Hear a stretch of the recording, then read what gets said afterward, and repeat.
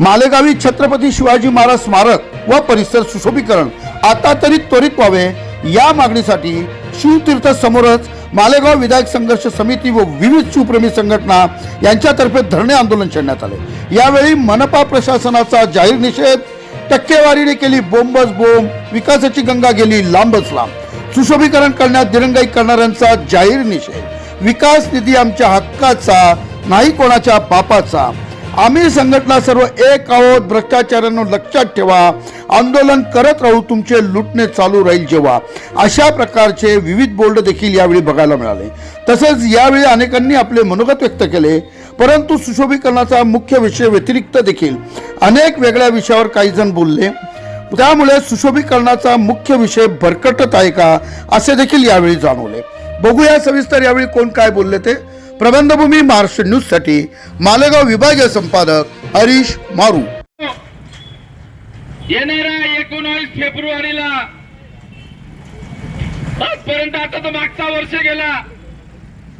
मागच्या वर्षी आम्ही देखील 19 फेब्रुवारीच्या अगोदरच निवेदन केलं, याच ठिकाणी याच मंचावर असून धरणे आंदोलन केलं, त्याची देखील आपण दखल नाही घेतली आणि नको त्या कामांना आपण गती देत चाललेलो आहे।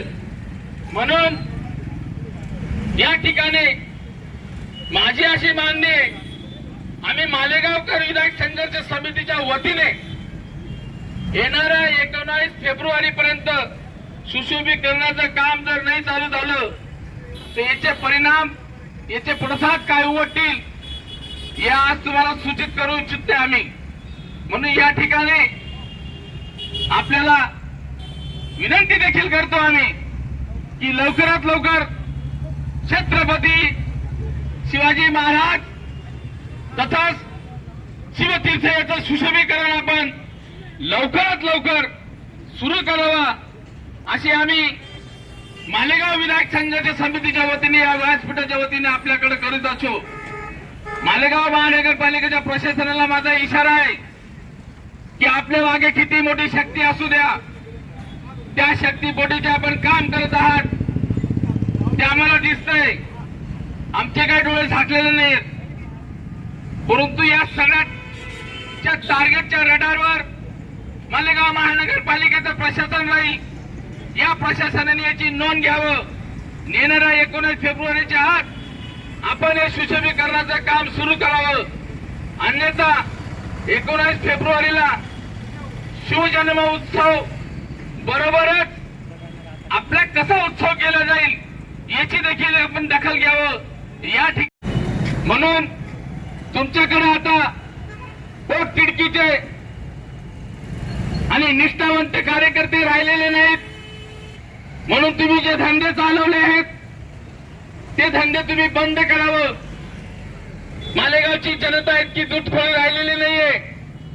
जनमतात तुमची पेट या विकासापोटी आणि तुमच्या घाणेरड्या वागण्यापोटी त्या 2 ते 4-6 महिन्याच्या कालावधीत तो रिझल्ट आपल्याला मिळणारच आहे, त्या बाबतीत आम्हाला सांगायची गरज नाहीये। पण आम्ही मागतो काय, तुम्ही देता काय, ही गोष्ट काही बरोबर नाहीये। ही गोष्ट जी चाललेली आहे ही गोष्ट काही बरोबर नाहीये।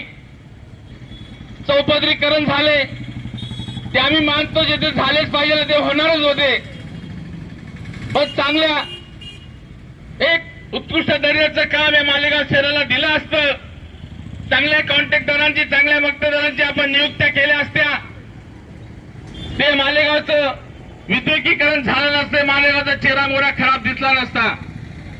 पीडब्ल्यूडी आणि महानगरपालिकेत जर बघितलं तर मक्तेदारांच्या याद्या जेव्हा बघितल्या तर सगळे आपले बगलवच्चेच त्या ठिकाणी कॉन्ट्रॅक्टर आणि ठेकेदार दिसतात।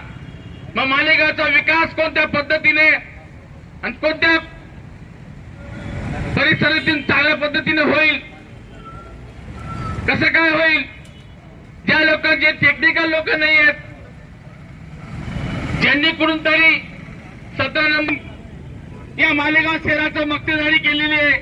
आमचे मोठे बंधू गुलाब भाऊंनी जे सांगितलं त्यात अतिशय सत्यता आहे। तो बिगर गजाचा पूल, असा बिगर गजाचा पूल बिगर मागणीचा करून ठेवला आहे। हरकत नाही, परंतु या ठिकाणी आवर्जून सांगेल, जिथे जिथे छत्रपती शिवाजी महाराजांचं नाव येतं, जिथे जिथे राष्ट्रपुरुषांचं नाव येतं, नेमकं त्याच कामांना दिरंगाई उशीर केला जातो. नुसती दिरंगाई नाही तर करण्याचा हेतूच नसतो. आपण मागील काळात बघाल, राजमाता राष्ट्रमाता जिजाऊ उद्यानाचं नाव देण्यासाठी भरत भाऊंनी अक्षरशः जीवाचं रान केलं. शेवटी आंदोलनात्मक पावित्र्य घेतल्यानंतरच ते काम झालं. अशी परिस्थिती या मालेगाव शहराची आहे, इथल्या लोकप्रतिनिधींची आहे. हरकत नाही, इथले नागरिकही जाणते आहेत, जागृत आहेत. आंदोलनातून काय होईना आपण तो घेतच राहू. आता मी शेखर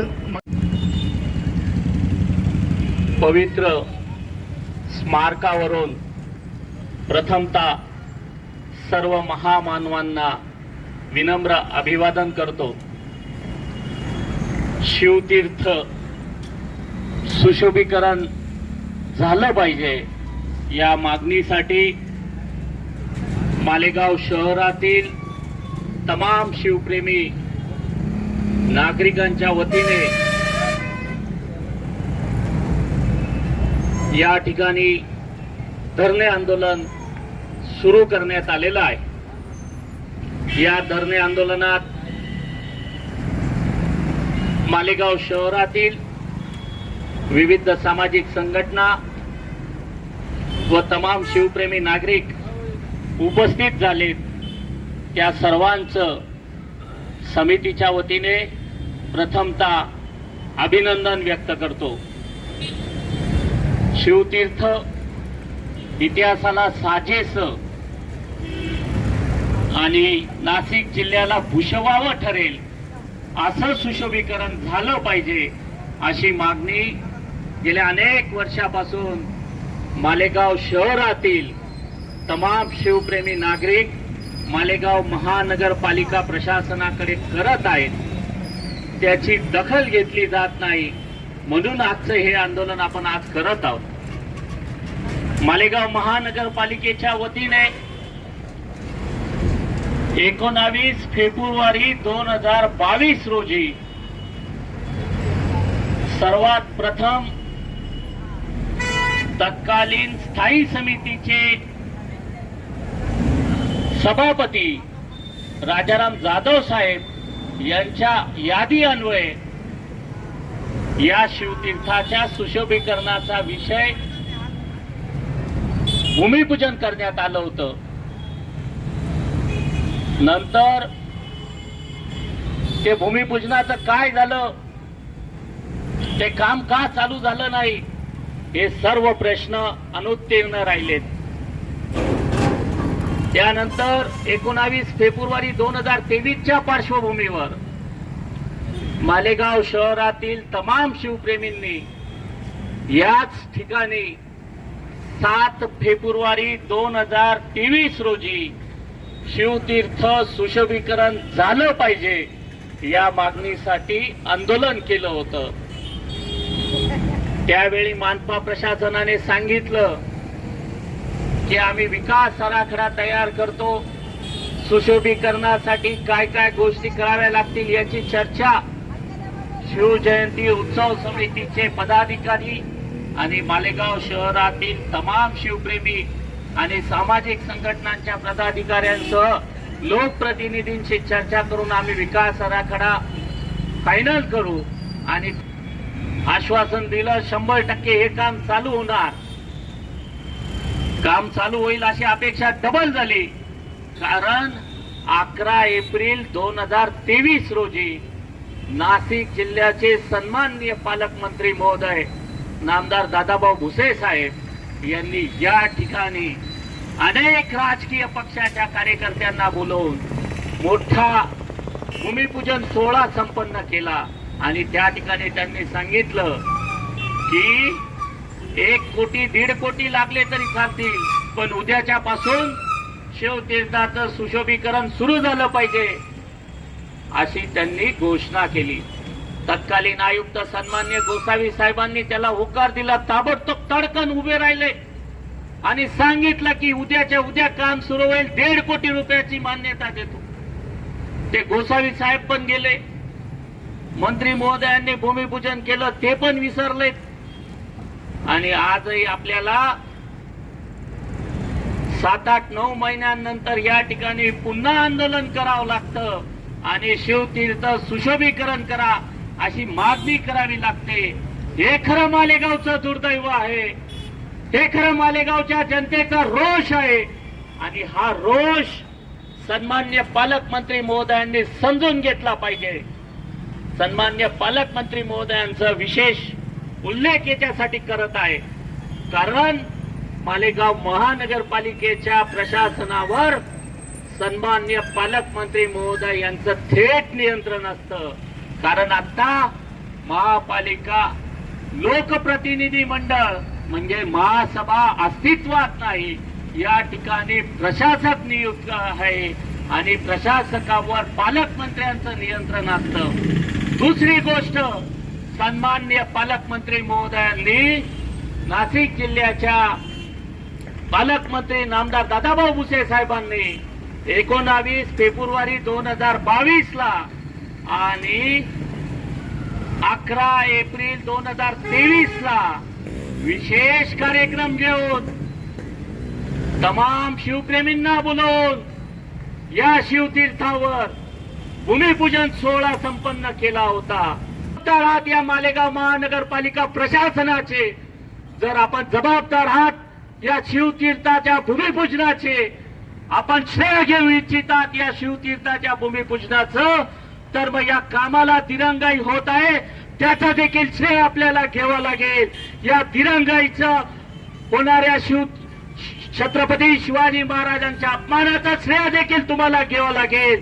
शिवप्रेमींना मध्ये जो रोष निर्माण झाला आहे त्याचं श्रेय देखील तुम्हाला घ्यावं लागेल. मी सन्माननीय पालकमंत्री महोदयांना आवाहन करू इच्छितो, विनंती करू इच्छितो की आपण 2 वेळा शिवतीर्थाचं भूमिपूजन केलं, काम सुरू झालं नाही. त्यामुळे ज्याप्रमाणे शिवप्रेमींमध्ये जो रोष निर्माण झाला आहे, जो अपमान छत्रपतींचा आपण केला आहे, त्या अपमानाबद्दल आपण जाहीररित्या माफी मागावी. आपण मालेगावच्या शिवप्रेमींची जाहीररित्या माफी मागावी असं आवाहन सन्माननीय पालकमंत्री नामदार ताज्या व महत्त्वाच्या बातम्या बघण्यासाठी प्ले स्टोअरवर जा, प्रबलभूमी ॲप डाउनलोड करा व या धावपळीच्या जीवनात अपडेट रहा.